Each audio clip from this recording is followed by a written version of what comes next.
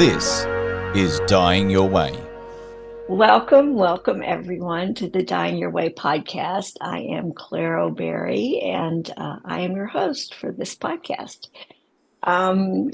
Today, I have the privilege of introducing you to someone who is just a wonderful man. I've known him for a few years, and my experience of him was when we met, we were like-minded people, just instantly connecting, understanding each other. And he has an amazing story to share with you. And his name is Georges Cordoba.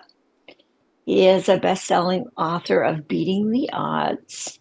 And that's his story, is that he had been diagnosed with, well, I'm going to let him get into what his story, but he is a survivor living with cancer, and he is just so full of heart. And in this episode, we're going to explore how community and emotional intelligence, forgiveness, and service, how those things can profoundly change someone's experience that is living with a life-threatening illness, and it can even extend your life. So I just find him terribly inspiring, and I can't wait for you to meet him. So with that, I will send you over to meet Georges. Hi, Georges. Welcome to the Dying Your Way podcast. Thank you so much for coming on, and I'm so happy to see you again. Likewise, Claire, and thank you for inviting me. It's an honor. First of all, it's great to see you. It's been a few months since we touched base, but it's always great. And you completely, you hit it on the nose. You know, we hit it off from the very first day we had that group with Randy, and So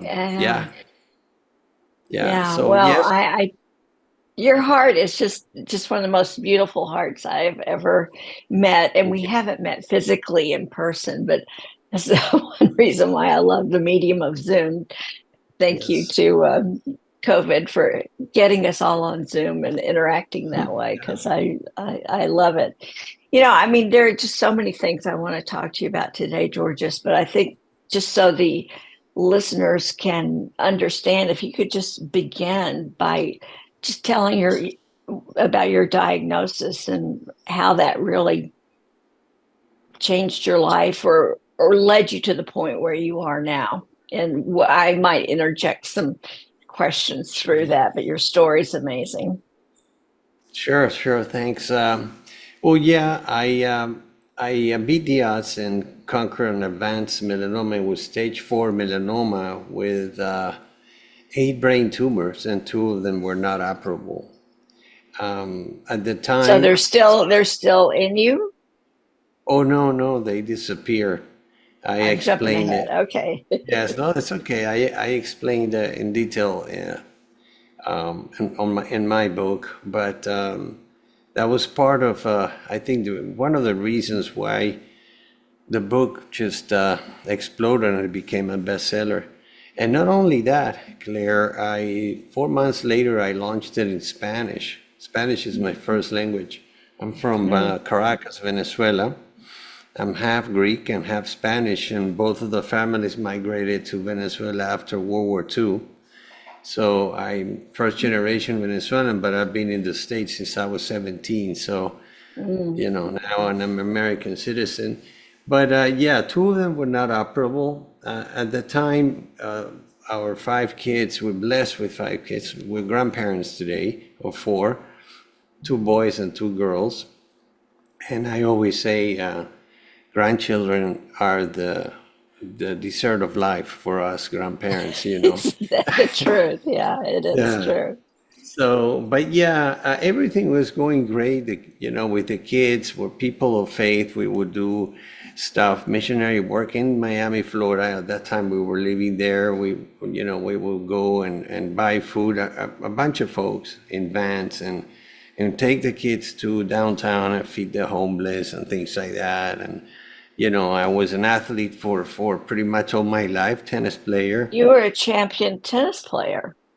Yes, Yeah. yeah, and I play several people from Australia, and actually I had a teammate from Melbourne, and that played with me at New Mexico State University. But everything was going great, and suddenly I progressed in my career to be a chief technology officer. Everything was going great. My wife doing great in the medical world. She's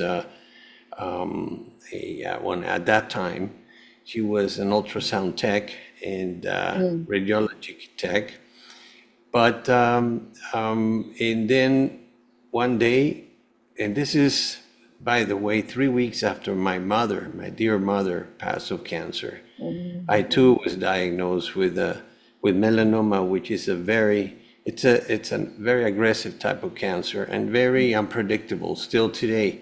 It could appear below, underneath, beneath your arms and your armpits, and then all of a sudden it's in the With brain. no exposure to the sun, No, right? it's not exposure to the sun. I must say, since you say that, I found out a couple of years ago that all chronic diseases, cancer included, diabetes, heart disease, they're not hereditary, they're emotional. And most diseases start on inflamed bodies that are acidic. But I learned all that stuff as I was transitioning. But I did like everybody does. The mind, there's 12 rules of the mind. I became a hypnotherapist as well. I probably, you don't know that, Claire.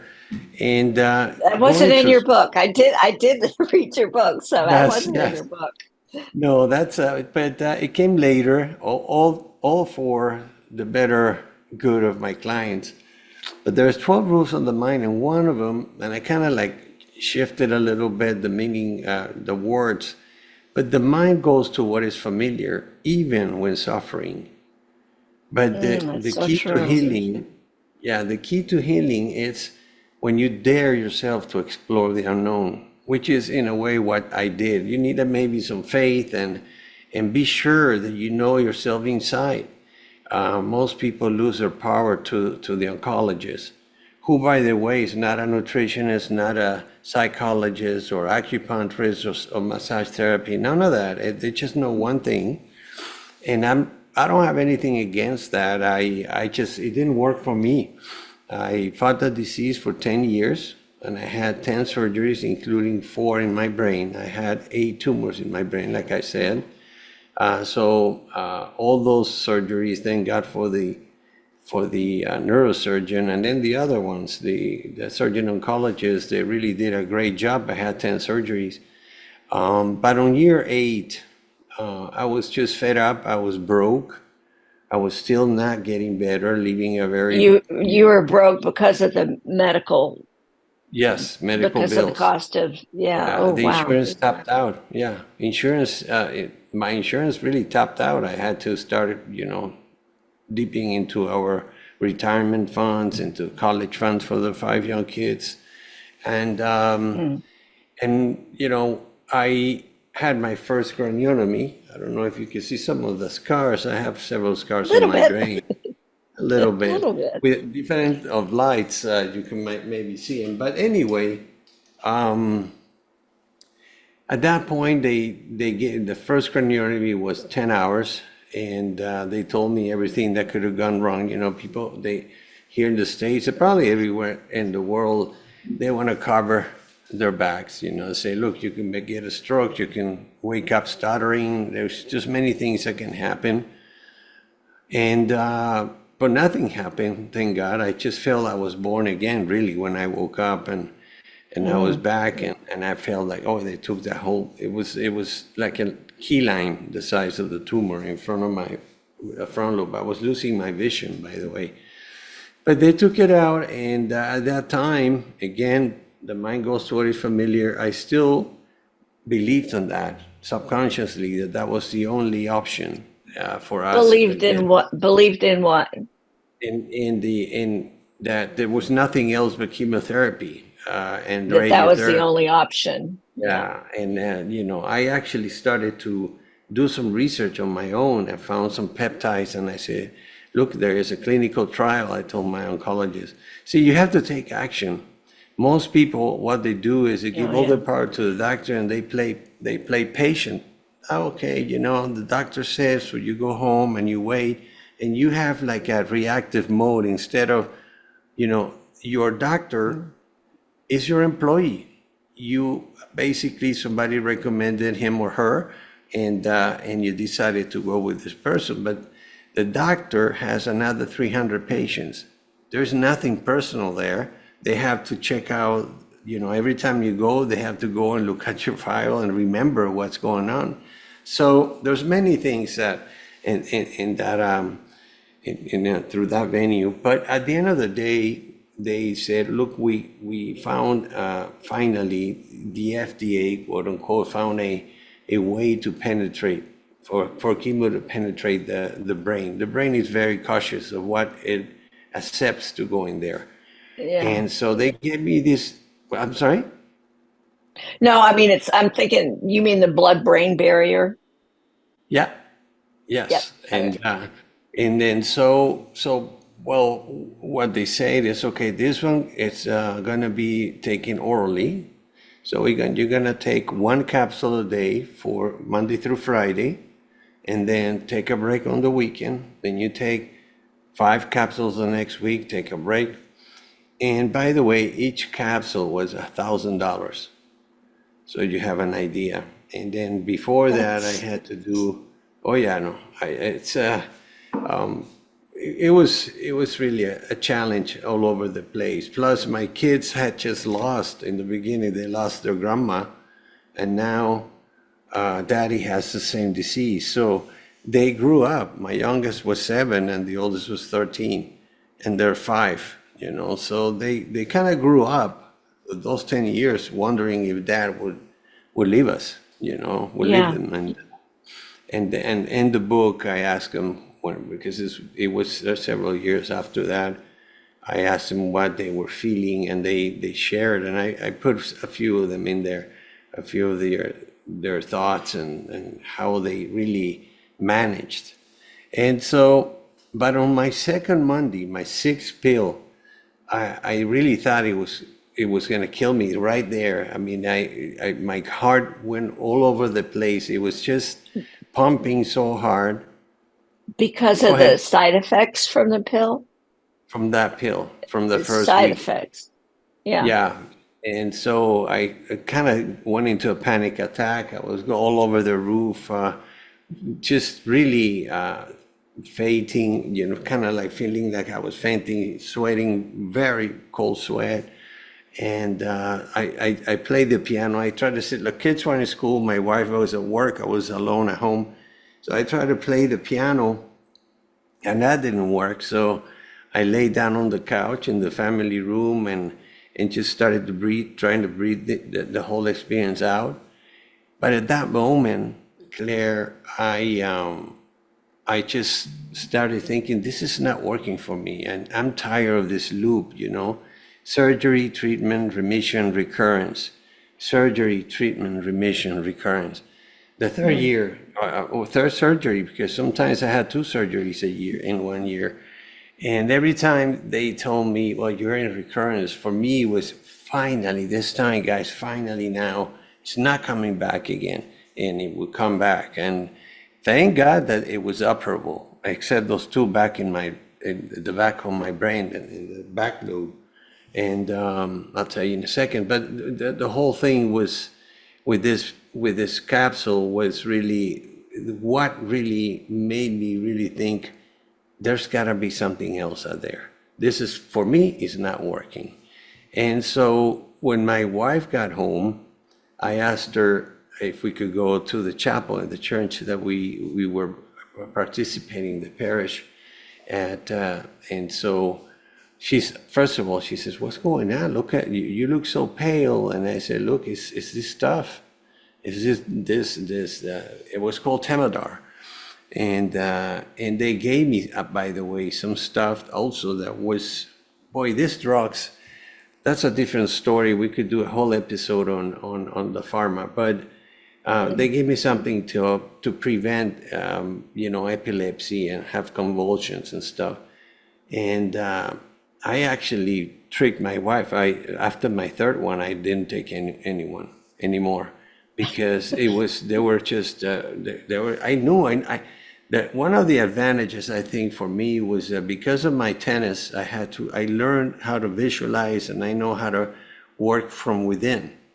Which, by the way, I can tell you with certainty, healing happens from the inside out. They throw the kitchen sink on you from the outside in, and it really is not the complete balanced healing is not that way. So at the chapel, I went to the front. Actually, I kneeled by the altar and I cried my butt off for I don't know how long. I kind of surrendered to the process, and I said, I just said to God, give me something else. This is not working for me. And I also prayed for the possibility to have a longer, survival, so I could see my kids grow up and help people and be a good husband and good, CTO at that time, executive.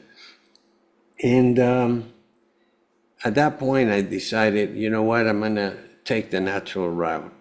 And when I remember telling my wife in the car, and Let me interrupt here. Let me yeah, interrupt you right here, because tell me what year you're at the altar at the church having this transition spiritual breakdown moment. What year was that? it was 2009. Okay, so we're 2025 now. Okay, I'm just Oh kind of yeah, giving them an idea of yes, the length of absolutely. your longevity. Okay, go ahead. Yeah, it was almost 2010, and so I'm telling my wife this, and she goes, "No, you're crazy. You have to continue to go. Everybody, like I said, we'll take the pharma for a while out of the picture." So, but I say, look, I have been as a caregiver. You've seen what we're going through. It's not working, and I'm tired. I'm really fed up with this stuff. Poor quality of life. We're broke. We don't know. There's a lot of uncertainty. I don't want to continue this vicious cycle. I have to break it. And we have surgeons and medical doctors in the family. And then immediately also they're still living in Miami, Florida. We moved 3 years ago. But, and they were saying, no, George, come on, you have to continue. It'll work for you. You're an athlete. You're so strong with your mind. You're here for a reason. People, you got a lot. You're helping a lot of people. Okay, yeah, but I'm sick. So I'm still sick. And against everyone, really, I made a decision. And the last person that I talked to was my oncologist. Bless his soul, great guy. He's still practicing oncology at the University of Miami in the Sylvester Cancer Center. So I told him, and he says, "Are you sure, Georges? Are you sure you want to stop?" And I said, "Dr. Fan, look at this journey so far, and here I am. I'm just so I am sure, but I would appreciate," I said to him, "if you continue to do the checkups for me as I go into this new alternative, this Approach. alternative." And he said, yeah. And he said, okay, I'll do that. And if what you're doing is not working, you can always get back into whatever, maybe something else comes up. Medicine is trial and error. And we are, we are what they tested Well, on, really. again, I want to jump in here because I think that doctor was willing to work with you in that Mm-hmm. way, because many doctors, if they have a non-compliant patient, they really stop seeing them. So I mean, I think that you could have that kind of relationship with a doctor, or that doctor was the kind of man to Yes. allow you to be the team leader of Yes. your Yeah, disease. Right or wrong, absolutely. you were taking responsibility for that. Yes, and he was, his wife also was, she was actually doing research on melanoma. So I always kind of like, donated my tumors so they could study melanoma. So yeah, they Christina, the nurse practitioner, also was. It was great, but they, it's interesting. I started my journey. I went and I took the holistic health route to heal, and here I am. And in July will be 13 years free of cancer. But I fought the disease for 10. So you see, there's the 23 years that we're talking about. I was diagnosed in 2002. And it was already ulcerated. It was in my lymph nodes, and but there were so many things. Holistic health is, for me, it's really the way I teach, and I'm a holistic health coach now, not a CTO. I also took a leap of faith and transitioned from being in technology, broke actually in a way, going into health and wellness. And everybody again thought, oh my God, probably they hit him so much in the brain that now he's crazy. Now he's going to do a new career at the age of 57. What's that? This year will be 8 years as a holistic health coach. But the difference with holistic health, you treat the whole person, their mind, emotions, physical body, and the soul, the spiritual self, which we all of us are spiritual. Soul-wise, we're all connected. And versus just hitting the symptom of the disease. That's really the difference between conventional and holistic. However, in the 8 years coaching, and then I keep telling you a little bit of how the whole thing ended up, but only 3 of my clients decided to go 100% natural. Again, the rule of the mind is so strong that, and we lose our power to this lady or doctor or man, oncologist, that now you are basically a puppet waiting to see what the doctor says he's going to do this. Oh, we're going to change the medicine to this one because this is not working. And along the way, this is so expensive and you're not feeling well. And a year passed, a second year. But here's something that you mentioned on your email. So holistic health is that I actually use this metaphor with my clients of the 4 legs of a table. If one of those legs is missing, the table can't stand. Each leg is one of the holistic components, your physical self, your emotional self. The other leg is your mental self, and then your spirituality. 4 legs. If one of them is missing, like I said, the table can't stand. So one of the things that I do is work on each leg of a table in time, all at the same time, but depending on the situation, how advanced the disease is on my client, or if it's really recent, there are different things that I do. But it all comes to 2 things: helping my client rid of the acidity in the body, which it's ironic because chemotherapy is so acidic, and radiotherapy put so much strain on our bodies, But if you have, because of this rule of the mind, what I have decided is, look, you don't have to stop this stuff, but you have to change your mindset. The doctor is not your healer. He doesn't heal you. And you are in control. Ask questions to your doctor. If you don't like him, go look for another one. And you have to do, one of the things that I did while I was still in chemo was visualizing this strong stuff, imagining like, wow, it's making me feel sick. Imagine what it's doing to those little cells. The thing is that it also kills the good cells, and that's why they give you time to recuperate. So you're in a survival mode all along.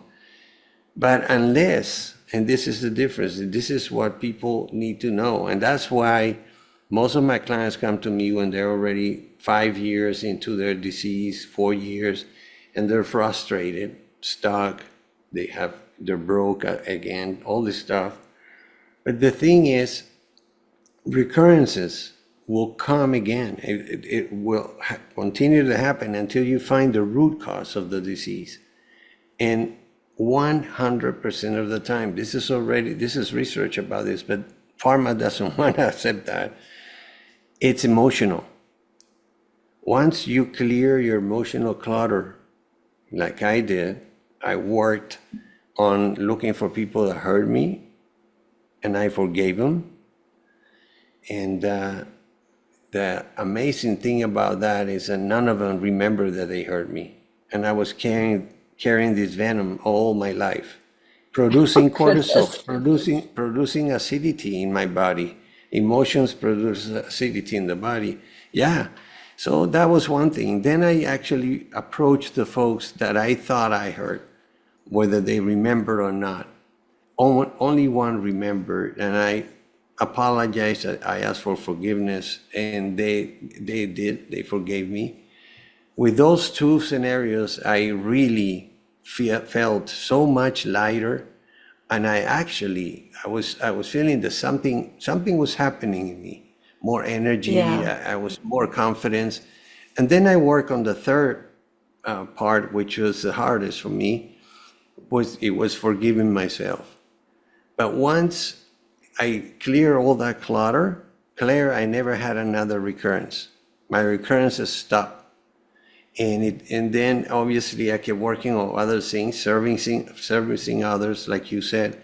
All this stuff are divine laws. I call them divine laws. We're not inventing anything. But, I've worked with people that making, at that time, when I started 6 years ago, I was already a little bit into my new career. This guy was making $180,000 a month. And he says, George, something is missing in me. I feel empty. And I said his name, and I said, no, what you got to do, I know that you go to church and you also go to do philanthropic work, and that's great. But you got to be present sometimes. Show the person in need that there is a God through your hands. Go and help somebody. Just join and volunteer in something that you can actually be in touch with these people that are suffering. This guy that hasn't eaten in a month, or somebody else that might be sick, So when I started doing that, I was still going through the disease. I joined this thing by the American Cancer Society. It's called the Road to Recovery. Since then, they changed the name. But every time I helped a patient, and they knew that I was sick as well. You cannot talk about medicine or anything, but they were surprised. They're saying, "Wow, and you helping here." I have to say this, and this is one of my favorite chapters in the book. But forgiveness is healing. When you give from the heart, every time that I help someone in any fashion, I really felt that the one helped was me. I thought, wow, I went to help Claire, and I go home thinking that, wow, man, something happened to me actually, because when you give, you receive. This universal law is so powerful. You receive 100-fold, and so I started healing that way too. This was prior to my forgiveness stuff. Forgiveness, I realized that from a book that you mentioned, Emotional Intelligence. There was a little piece there about the power of forgiveness. Then I started reading people like Dalai Lama, obviously in the New Testament, and I put everything. It's everywhere. In every major religion, they're going to talk about the same thing. I just wanted to go back to, because I was so struck when you said that the people that you thought you needed to ask for forgiveness, or maybe you needed to forgive, when you went back to them, they weren't even aware of what you had been carrying around for probably decades. And I can relate to that. I really can. And it just taught me, when I think about my own personal experiences in that area, that, the things that I think are just the world to me, I'm just not on anybody else's radar the way I'm on my own radar.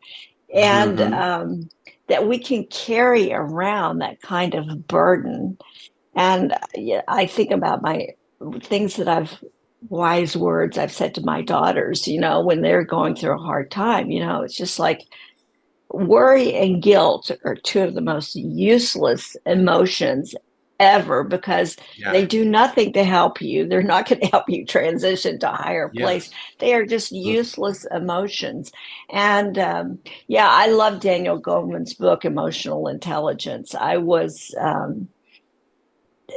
because a lot, like you, a lot of the people that I work with initially have very little awareness about the gradations of emotions. They may know fear, they may know Mm-hmm. anger, they may know love, but the nuances to some of those major, I'm thrilled, I'm a Mm-hmm. little pissed off at you, frustration. I mean, they're just being able to articulate the words of what I'm personally experiencing.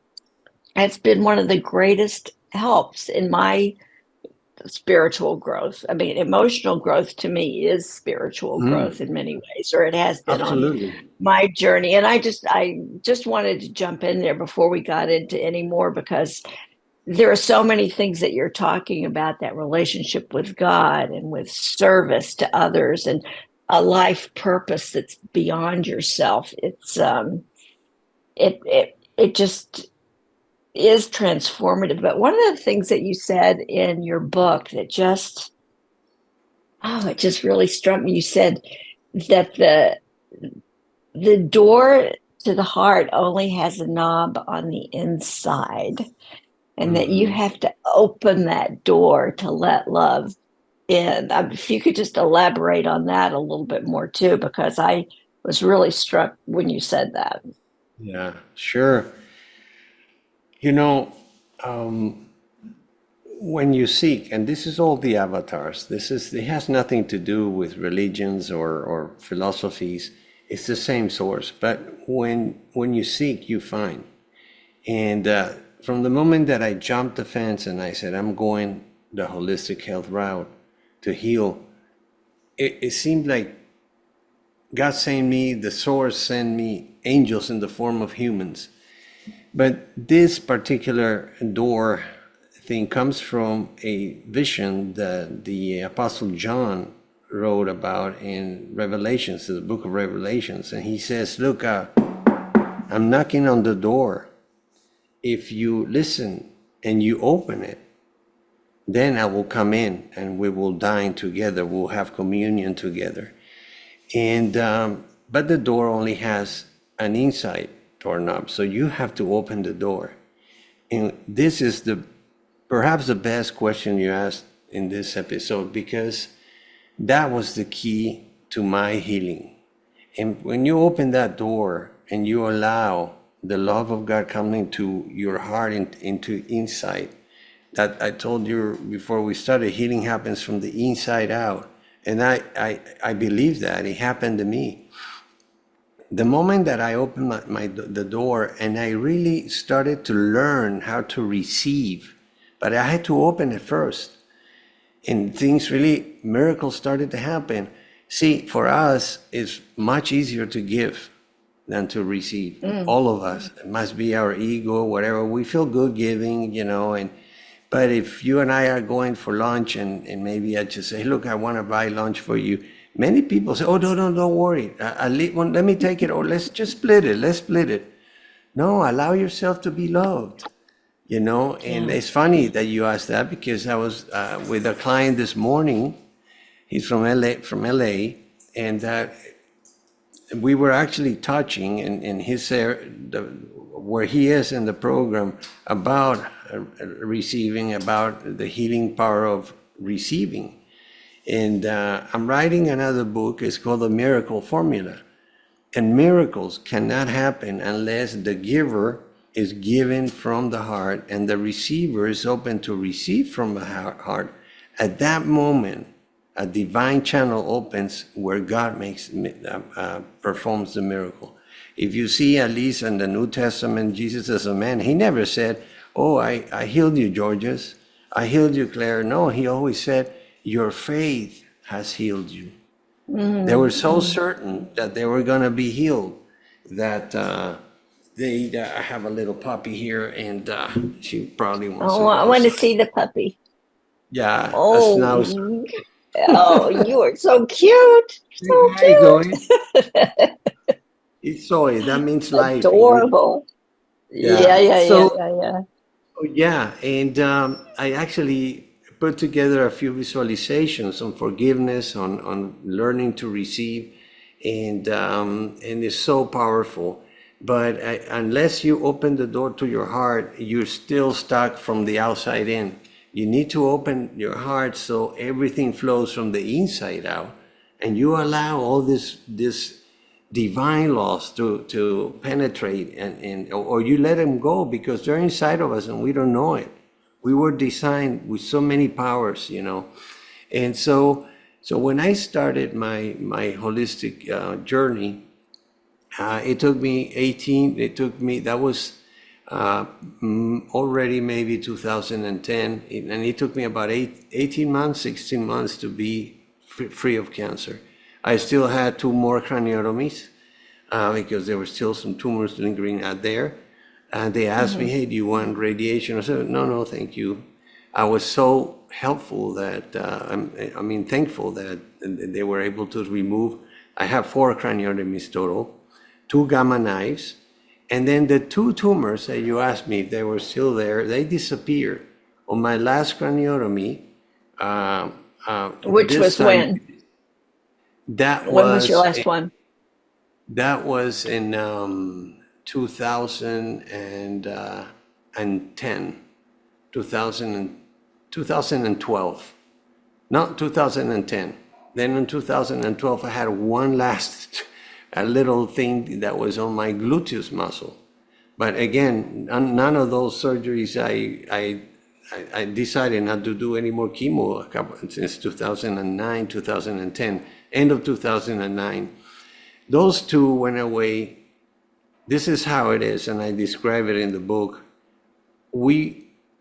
I was having some symptoms, so we went to see the neurosurgeon. We had an appointment on Monday, and he says, okay, look, I'm going on vacation Friday, next Monday, so we can do the surgery on Thursday, but you have to come Wednesday. We'll do the MRI, they put like a helmet so that he knows where he's going to do the incision. Exactly where to go. Yeah. Yeah, and this time though, it was so close to the nerves where our speech ability is. So he says, but this time I'm afraid we're going to have to do the surgery with local anesthesia. And I'm going, oh my God, 10 hours like that, so, but again, it's just say, well, at least I'm going to have them removed.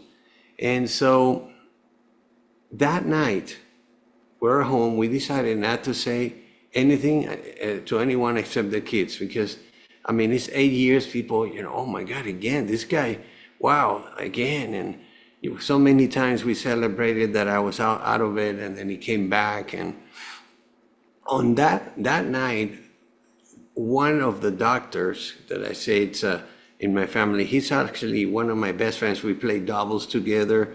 They're Italian Venezuelans. I'm Spanish, Greek Venezuelan. But we grew up in the same club. We play tennis, and he's a surgeon. His sister called me, Danny, also a tennis player, says, hey, George, I had a dream last night, and of you and Fabio, my brother. I want to invite you to my prayer group in St. Louis church tomorrow, Tuesday. And I said, And she was kind of like embarrassed to ask me, but I said, remember, learning to receive. And I, sure, Danny, for sure, I'll be there. Naomi, my wife, couldn't go. So, I mean, I was not feeling bad. I wasn't on chemo or anything like that. So I went. And the lady that has this talent of imposing hands was sick. She went and did some work in Central America. Her name, by the way, is Mary of the Angels. Imagine, Maria de los Ángeles. But she was sick, and she says, I'll be in the chapel when you guys do the prayer group. And, you know, they were chanting, we were praising. And so I got there, one of the first one, and I went to the front pew, and I just kneeled, and I was so thankful for Danny's invitation. And then I also prayed for a good, you know, successful surgery. At that time, though, when they did the MRI, so anyway, so everything happened. I'm there, we're praising, and all of a sudden, Mary of the Angels comes out of the chapel and says, hey, where is Georges? I need to pray for Georges. So, oh, it's a guy there without hair in the front, and that's what The one without hair. It was the best way to recognize me. So she came, she tapped on my shoulder and says, young man, come with me to the back. I want to pray for you. So at that point, I realized it was her. So we go to the back. She sits me down and starts imposing her hands on my shoulders. And Claire, suddenly, I was just in tears, but they were like healing tears. And I felt this warm flow through my inside.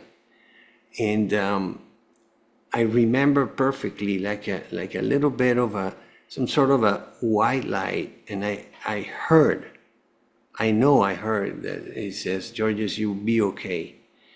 And so she finishes and she asks me, she says, you have something big this week. And I said, yeah, I have a brain tumor removed on Thursday. And she goes, where? And I said, I told her the area. And she says, I'm going to pray a little more. And she actually imposed her hands there.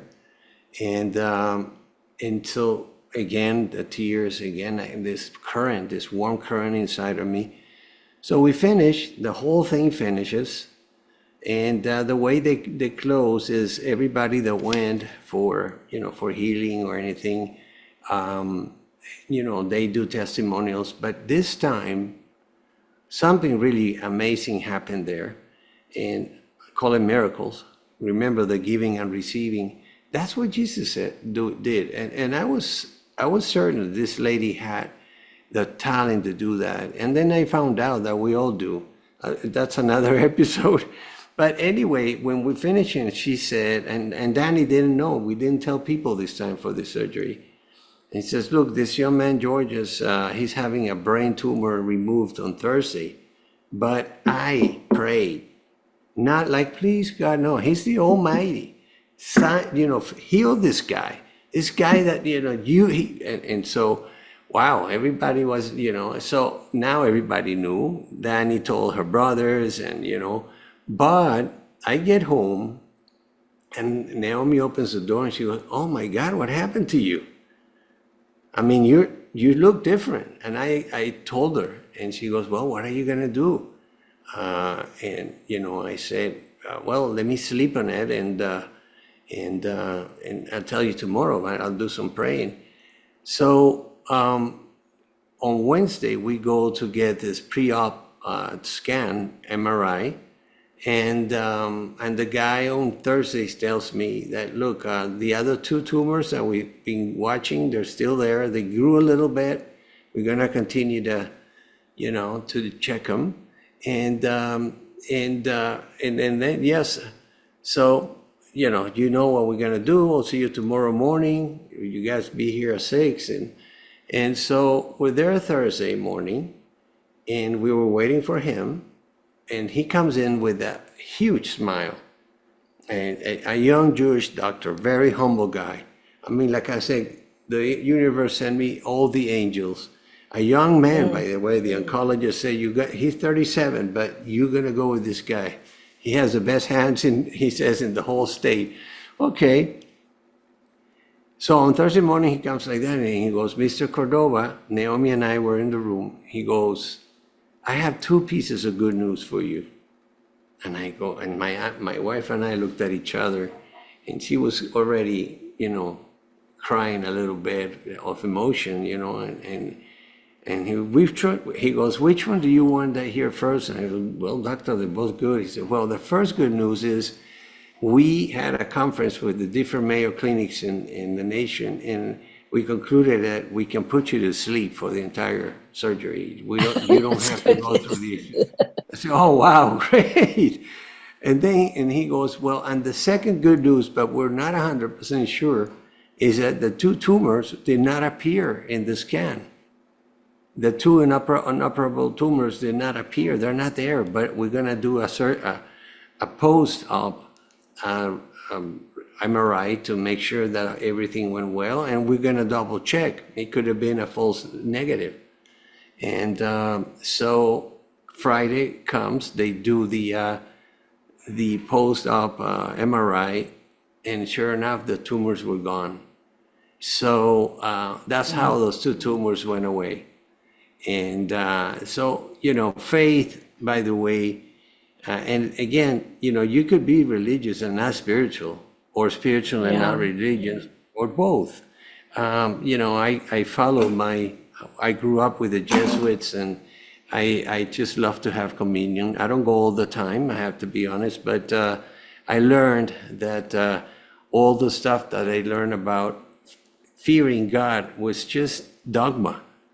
The real spiritual, the real spirituality of these avatars had nothing to do with human intervention there, the Romans, or all this, and the Protestants. No, none of that. And so I even received so much energy and love from Hindu people that were working for me as a CTO. I was not their boss anymore. People from Afghanistan. I'm sorry, from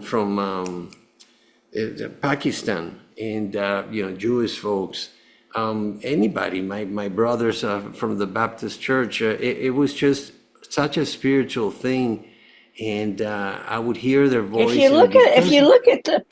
you look at the purity of all of the major world religions that I'm familiar with, and they all say the same thing. But I think that what you said, again, really struck me more than anything. You can be spiritual, religious, not spiritual, not religious. I mean, any combination of that, but you have to open the door. You have to open the door. If you learn to open the door, and that's a battle with your own ego. This is the reason, Claire, why people don't get what they ask for. Because they haven't opened the door. And so somehow, somewhere inside of them, whether it was somebody hurt them, because with hypnotherapy, I learned many things. But the reason you don't receive, if it's something that is going to help you, you don't receive it, is because you yourself is the one blocking the blessing, because somewhere you don't feel worth receiving. So but I just want to say, though, because everybody that has cancer doesn't have your outcome. Everybody could do the protocols that conventional medicine says, or do the protocols that alternative therapies say, and still not have the outcome that you've been blessed to have. And so what would you say to those people so they aren't thinking there's something wrong with them, because they are, really facing the last leg of cancer or whatever their terminal condition is? What kind of solace or relief is there for them? Well, there's a couple of things. One is fear of death.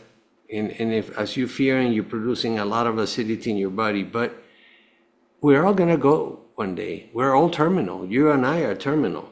I start my talk saying, raise your hand if you are terminal? And nobody raises their hand. And then I said, if it was a test, you flunked because you are terminal. You don't know when, but we're going to leave this planet. So in many cases, it's their time.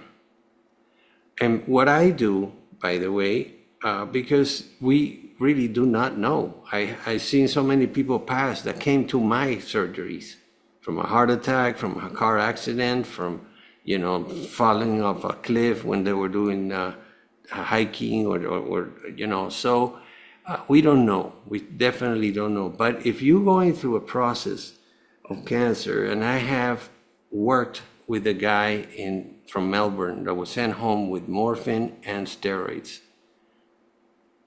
and he survived. At least he lived 18 more months. And somebody, his sister saw me in a podcast, and he called her, like Terry would say, Mom. They said, call Mom and contact Georges. This guy may be able to help. He was doing some stuff. They have him doing some Joe Dispenza things. And I don't know if you've heard of Joe Dispenza. He's an amazing story as well, and very scientific. And so those people that are in there, and this is kind of like what you do. The first thing that I say to these folks, if you still have even a week, do what you love. Don't go with any regrets. Do not go with regrets. That is really, I saw somebody being interviewed a couple of years ago with Larry King, and it was a great interview. And the guy, Larry asked him, are you afraid of death? Because they were talking about this topic. And he says, no. What I'm afraid of is leaving this place without having achieved the things that I was supposed to achieve, as the things that I should have been done in my life. And we do work. We did work on hospice places, and that was the common denominator. I wish I didn't waste that much time. But what I can tell them, if they're going, anybody in your audience is going through that, I would love to talk to them, because there's always the fourth leg of the table, the spiritual leg. And the key here is to leave, like the Chinese say. Chinese say that the only times that you are completely in balance, holistically speaking, is when you're born and when you're leaving the planet. Everything in the middle is adapting to change. And I've worked. That's a great question that you ask. We're not gods. We don't know the outcome at the end of the day is up there. But we definitely, while we breathing, we can reach this place of peace. And so if anybody said that, I've worked with many people like that. That they had, like, let's say, Matt was a different case. I don't know. That was another miracle. God decided that he was going to be longer here, and he was actually playing tennis again, 38-year-old kid. And he played tennis again with his best buddy, who was his therapist, physical therapist. He wanted to live more, but everybody's different, Claire. So everybody's different. And, I think the people that I have worked with, the people I'm working with, the people that have the best attitude, the people that have positive attitude, the people that have the best support system, like you had Naomi and some early network of doctors that were supporting you, and the people that have an openness to be curious about what's ahead, whether it's good or bad. And even, I'm even thinking of someone specific she was just ornery. She was just ornery, but because she was ornery, she was in charge. She took the helm of being the patient.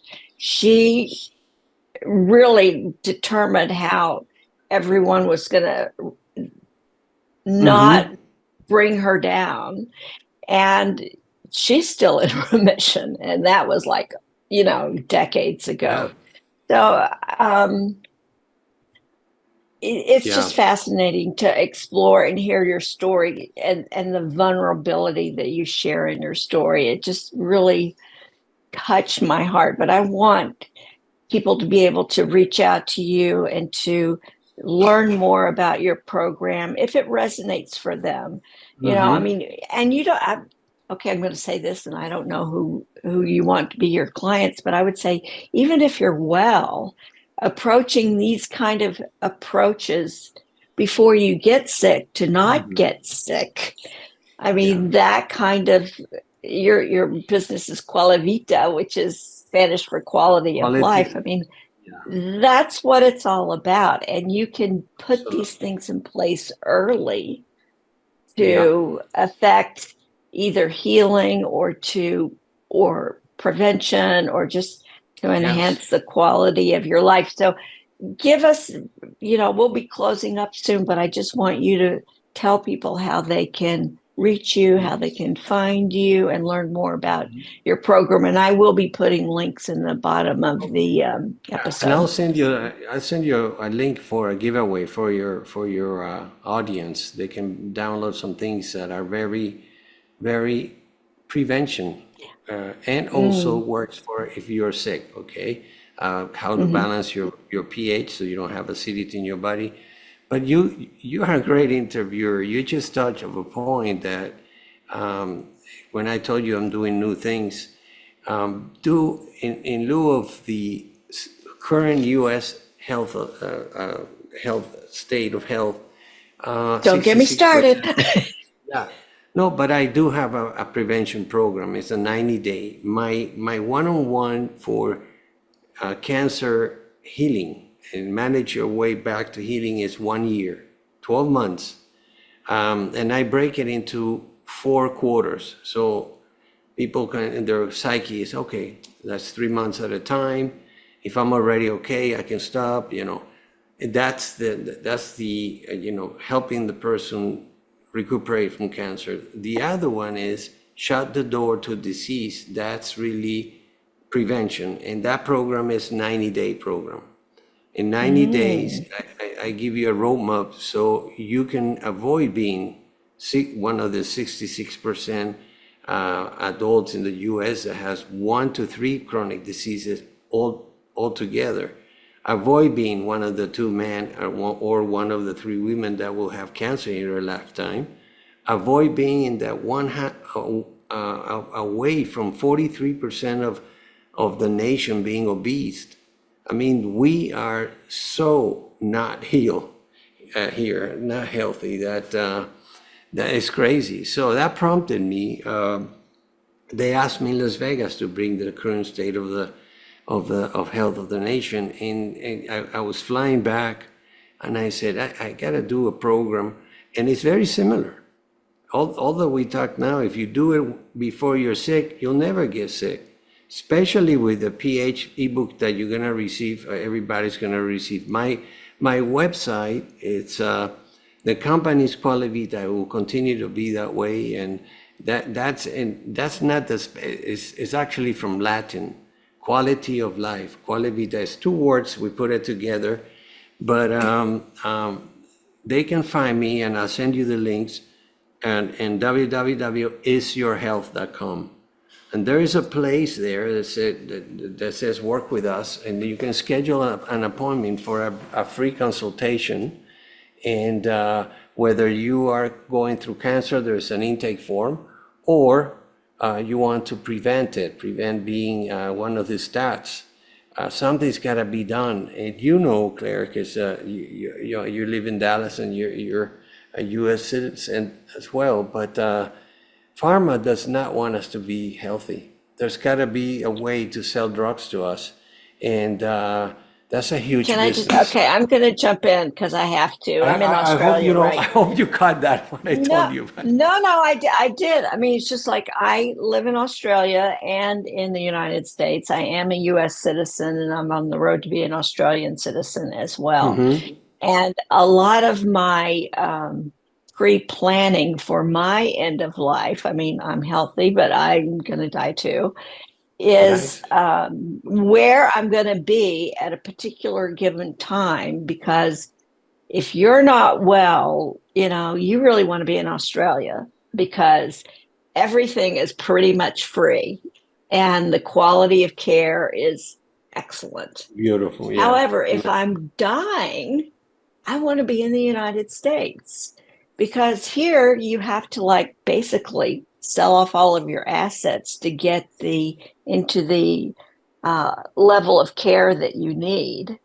And they're getting more to where they're supporting you to stay in place at home here. But with the hospice benefits that are in the United States through Medicare, I would want to die in the United States, but I'd want to be sick in Australia. No one should have to go bankrupt, No. because of health. I mean, it's so frustrating to me that people have to carry medical debt and the thing is too is it's almost like an agenda. It all starts in grade school, in public schools, the way that they feed us here in the U.S. I mean, my kids grew up here. They were born here, my grandkids, and they still have the same kind of menu where it's all really producing acidity inside of the body, the sodas. One can of soda, if you drink without any brands, but depending on the brand, it has 9 to 12 teaspoons of refined sugar, plus the caffeine. In order to balance your pH, take all the acidity of that soda out, you need to drink 32 glasses of water. Who does that? And here in the States, they order the king size and then twice a day, and then they go to one fast food to the other. Yeah, they just don't have that here. They don't have That's great. The produce and the meat and everything. It's just, it's just a lot better. Healthier. I'm not gonna take up any more of your time, Georges, but I cannot thank you enough for coming on this show and sharing the magnificent man you are. I just love you so much, and I'm just so happy that we've met and that we're reconnecting. And Yes. To the listeners, please look at his website, download the free ebook. It will just be transformative. If you want to have quality of life, wherever you are in your journey of life, we can have a higher quality of life. Thank you for joining us on Dying Your Way. If it's inspired you, then please spread the word. Leave a rating and review so others can find out about us. To learn more, connect with us on Facebook or our website at dyingyourway.com. A special thank you for the artist Mel Dobra for letting us use her song, Smoke and Flame, as the soundtrack of our show. I invite you to return, hear each episode, and be part of the conversation on death literacy. I am Claire O'Berry, and this is Dying Your Way.